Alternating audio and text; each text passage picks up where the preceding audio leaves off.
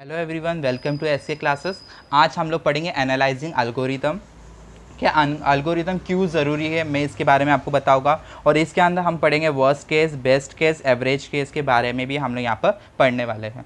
सबसे पहले मैंने आपको प्रीवियस लेक्चर में बताया था एल्गोरिथम क्या होता है। ये एक सेट ऑफ रूल होता है कि मुझे कैसे ऑपरेशन परफॉर्म करने होते हैं। ओके, पर देखिए एनालाइजिंग एल्गोरिथम क्या देखता है।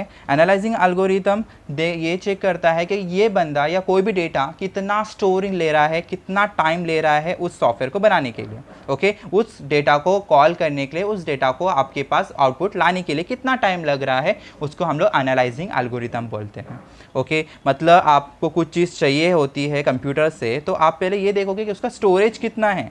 ओके, और वो कितना टाइम ले रहा है ओपन करने के लिए। कभी आपने कोई चीज़ इंस्टॉल कर दिया अपने सिस्टम के अंदर और वो 15 सेकेंड तक या 15 मिनट तक वो आपको सिर्फ लोड हो रहा है, प्रोसेस हो रहा है, बफर होते ही जा रहा है, तो आप उस सॉफ्टवेयर को यूज़ नहीं करोगे। तो इसका भी हमें ध्यान रखना पड़ता है एल्गोरिथम का, क्या एनालाइज करना कि किस वे में ये कितना बेस्ट केस होता है, वर्स्ट केस कैसा होगा और इसका एवरेज केस कैसा होगा। इस लेक्चर में हम पढ़ लेंगे। एनालाइजिंग एल्गोरिथम के ऊपर देख लेते हैं। एनालाइजिंग एल्गोरिथम एक तरह की प्रोसेस है। सबसे पहले मैं बता दूं, इसका डेफिनेशन लिख देता हूं। जो analysing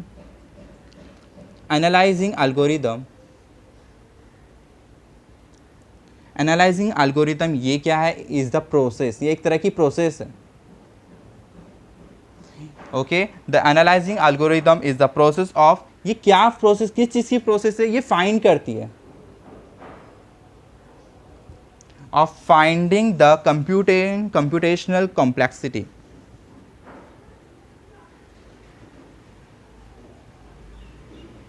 computational complexity of algorithm. Okay, तो ये एनालाइज क्या करता है, कॉम्प्लेक्सिटी चेक करता है। कॉम्प्लेक्सिटी का मतलब आपको यहाँ पर समझ जाएगा। मैं यहाँ पर एग्जांपल लिख देता हूँ कि क्या मतलब अमाउंट ऑफ टाइम, कितना समय ले रहा है वो सॉफ्टवेयर ऑन होने के लिए, मतलब वो सॉफ्टवेयर को डेटा इनपुट से जाके आउटपुट लाने के लिए कितना समय लग रहा है, कितना टाइम कॉम्प्लेक्सिटी लगेगा। द अमाउंट ऑफ टाइम, कितना स्टोरेज लग रहा है उसको मेरी मेमोरी के अंदर रहने के लिए, कितना, मतलब ऐसा तो नहीं मैंने उसको डाउनलोड कर तो दिया पर वो 1 GB डेटा पूरा ले रहा है, मेरा पूरा स्पेस खत्म कर रहा है, उसकी वजह से मेरा सिस्टम लैग तो नहीं हो रहा है, वो भी इंपॉर्टेंट है। ओके, और बहुत सारी चीज़ें होती है, तो मैं यहाँ पर लिखूँ और अदर, बहुत सारी चीज़ें हो सकती है और अदर रिसोर्स उसको लग सकते हैं। बहुत सारी रिसोर्स की नीडेड हो सकती है टू एग्जीक्यूट, उस एग्जीक्यूट करने के लिए हो सकता है। मतलब एक सॉफ्टवेयर को टाइम लगता है, उससे उसके स्टोरेज लगता है, बहुत सारी चीज़ें उसको लगती है, इसलिए मैं यहाँ पर लिख देता हूँ अदर रिसोर्स भी लगती होगी उसको एग्जीक्यूट करने के लिए। ओके, तो एनालाइजिंग एल्गोरिथम एक तरह का प्रोसेस है, एनालाइज करता है प्रॉब्लम को। एंड एल्गोरिथम क्या करता है, उसका टाइम कॉम्प्लेक्सिटी और उसकी साइज को चेक करता है। The size is memory storage while is implementation. अभी यहाँ पर जो एनालाइजिंग हम पढ़ रहे हैं, इसके अंदर भी हम लोग कुछ टाइप्स पढ़ेंगे। अभी यहाँ पर टाइप्स ऑफ एनालाइजिंग देखेंगे हम लोग। टाइप्स ऑफ एनालाइजिंग तो कौन से टाइप होते हैं, यहाँ मैं लिख देता हूँ। वर्स्ट केस होता है, नेक्स्ट बेस्ट केस होता है और एवरेज केस। ओके, तो वर्स्ट केस में क्या होता है, the maximum number of step. याद रखना, कोई चीज़ को, कोई भी सॉफ्टवेयर बहुत ज़्यादा वर्स्ट केस कब पता चलेगा, जब वो ज़्यादा समय ले रहा है। तो यहाँ पर आप क्या लिखोगे, द मैक्सिमम, बहुत ज़्यादा, the maximum number of steps, मतलब बहुत ज़्यादा वो स्टेप्स ले रहा है, बहुत ज़्यादा स्टेप लेने की वजह से वो टाइम ज़्यादा ले रहा है। तो taken step taken on any,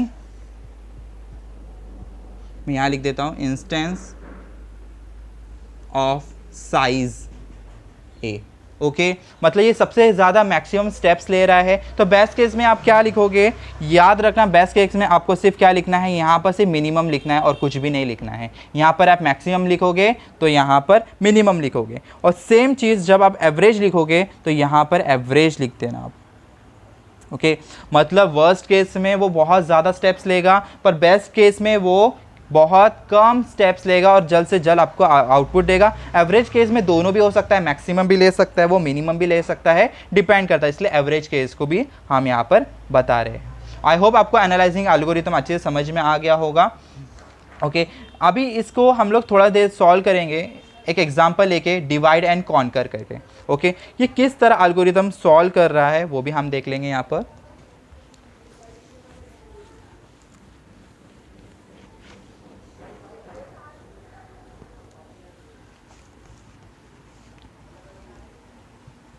ये आपको एग्जाम में आ जाएगा, ये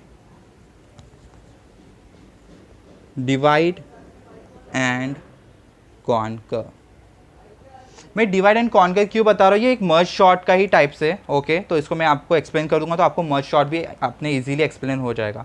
डिवाइड द प्रॉब्लम, अब डिवाइड का मतलब क्या होता है, डिवाइड करना कोई प्रॉब्लम को, divide the problem into a number of सब प्रॉब्लम। ओके, मतलब आपने एक, मतलब मेरे को एक प्रॉब्लम है, उसको मैं क्या करूँगा यहाँ पर, जैसे कि मुझे यहाँ पर एक प्रॉब्लम है, ये एक प्रॉब्लम है, ये सिस्टम के रिगार्डिंग एक प्रॉब्लम जो है उसको क्या करेगा, उसको दो हिस्सों में बांट देगा, और ये जो दो हिस्सों में बांटा है उसको क्या बोलेगा, वो सब प्रॉब्लम बोल देगा। ओके, अब उस प्रॉब्लम को जो उसने सॉल्व किया उसका सॉल्यूशन निकालेगा यहाँ पर, किसका, सब प्रॉब्लम का।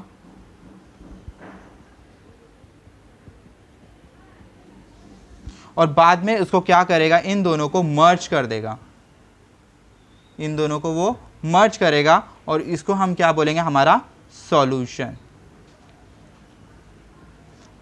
आई होप आपको ये चीज़ें समझ में आ गई किस तरह ये सॉल्व करेगा। अब मैं आपको एक्सप्लेन करता हूँ। डिवाइड मतलब इसने क्या किया, यहाँ पर डिवाइड कर दिया। ओके, इसने जो भी प्रॉब्लम था उसको यहाँ पर उसने डिवाइड कर दिया, और यहाँ पर जब ये प्रोसेस हो रही है ना, इसको हम लोग कॉन्कर बोलते हैं, इसलिए इसको डिवाइड एंड कॉन्कर नाम दिया गया है। बिकॉज कोई भी प्रॉब्लम को उसने क्या किया, डिवाइड किया और उसका सॉल्यूशन निकाल रहा है सब प्रॉब्लम में से, उसको कॉन्कर बोलेंगे। और कंबाइन का मतलब क्या होता है, मतलब इसको हम लोग मर्ज भी बोल सकते हैं और कंबाइन भी बोल सकते हैं। ओके, जो भी सॉल्यूशन है उसे कंबाइन करके आंसर बताना। आई होप आपको समझ में आएगा। अभी मैं आपको डिवाइड का मीनिंग बताता हूँ। Divide a given problem into a सब प्रॉब्लम यूजिंग रिकर्शन। रिकर्शन क्यों मैं यहाँ बोल रहा हूँ, याद रखना, मैं आपको लिख कर दे देता हूँ, आपके लिए इजी हो जाएगा। आई होप ये डायग्राम आपको समझ में आ गया होगा। मैं सिर्फ आपको डेफिनेशन इसलिए लिख कर दे रहा हूँ कि एग्जाम में किस तरह लिखना है। Divide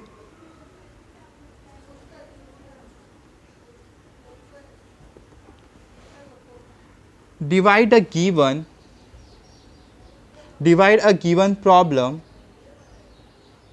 into sub problem। वो प्रॉब्लम को डिवाइड करेगा कैसे, सब प्रॉब्लम में, और क्या यूज करेगा, यूजिंग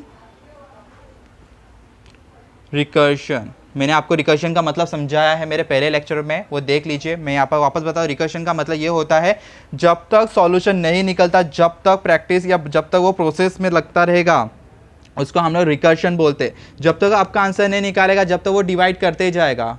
ओके, कॉन्कर का मतलब क्या होता है, सॉल्व करना, मतलब जो भी इसने डिवाइड किया है उसको सॉल्यूशन का काम कौन करेगा, कॉन्कर करेगा। तो यहाँ पे क्या लिखेंगे आप लोग, solve the smaller sub problem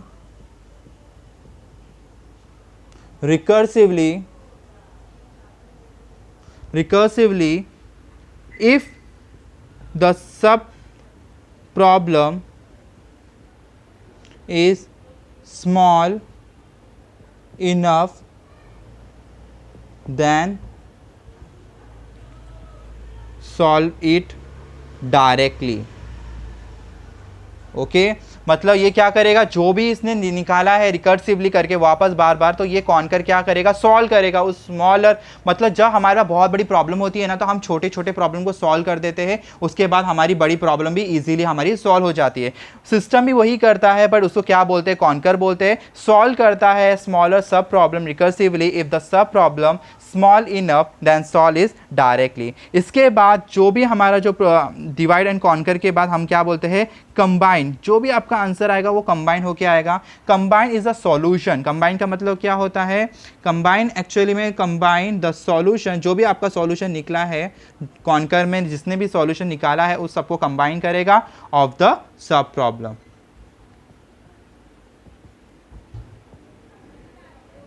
okay, that a part of recursively process solve actually problem. अब मैं यहाँ पर ये डिवाइड, कॉन्कर और कंबाइन को मैं एक एग्जांपल के साथ ख़त्म करूँगा, वो है मेरा मर्ज शॉर्ट करके। ओके, मैं इसको रफ कर देता हूँ, इसका स्क्रीनशॉट निकाल लिया होगा आपने। ओके ठीक है, मैं इसको रफ कर देता हूँ। मर्ज शॉर्ट करके एक एग्जांपल मैं लूँगा तो आपको ईजिली समझ में आ जाएगा। ओके,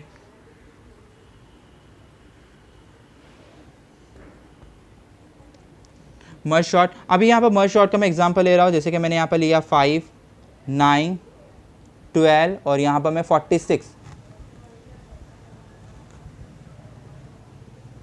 ओके, आप ये मेरा एक प्रॉब्लम है, इस प्रॉब्लम को दो हिस्सों में बांटेगा। पहले को रखेगा 5 और 9 को, इसको दो हिस्सों में बांट दिया इसने, और इसको भी कर देगा 12 और 46। ओके, अब ये प्रॉब्लम इसको छोटा लगेगा, ये छोटा लगेगा, मतलब अब ये छोटे छोटे हो गए। पहले इसको सॉल्व करूँ, उसके बाद मैं उसको सॉल्व कर दूंगा। तो मैं इसको चेक करूँगा कि सच में 5 इज़ ग्रेटर देन 9 तो है तो ठीक है, नहीं तो उसको एज इट इज़ रखेगा। अब ये भी चेक करेगा कि सही में 12 46 से छोटा है तो उसको एज इट इज़ रखेगा, नहीं तो उसको एज इट इज़ प्रिंट करेगा। अब ये दोनों भी देखेंगे एक दूसरे को कि ये first A is greater than B और नॉट। कभी यहाँ पर इन दैट केस 46 और 12 होता तो ये इसको क्या करता, सॉर्टिंग करता, इसलिए इसको मर्ज शॉर्ट बोलते हैं। आई रिपीट, कभी यहाँ पर 46 और यहाँ पर 12 होता तो ये यहाँ पर सॉर्टिंग करता, सॉर्ट करता अपने आप को। और उसके बाद एग्जाम्पल के तौर पर यहाँ पर भी सॉर्टिंग होगा। कभी यहाँ पर मेरा 46 है तो ये 46 इसके साथ सॉर्टिंग करेगा और आंसर का सॉल्यूशन निकालेगा वापस डिवाइड करके।